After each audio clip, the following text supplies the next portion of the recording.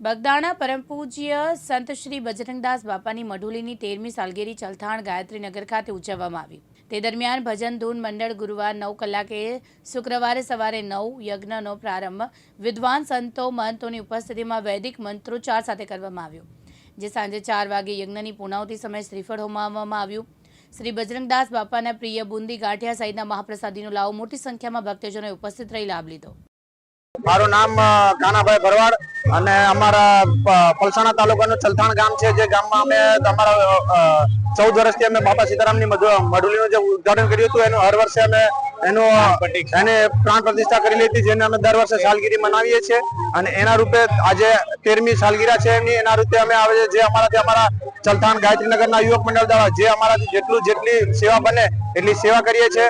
અને 2000 થી 2500 માણસનો અમે મહાપ્રસાદી અમે આપીએ છીએ અને અમારા સુખદ પ્રસંગમાં બધાને સેવાનો લાભ આપીએ છીએ।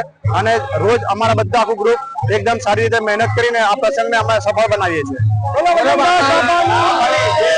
13મી સાલગીરી છે બજરંગદાસ બાપાની મઢુલી ગાયત્રીનગર યુવક મંડળ દ્વારા 13મી સાલગીરા છે અમારે, ને 2000 થી 2500 માણસ પ્રસાદી માટે પધારે છે।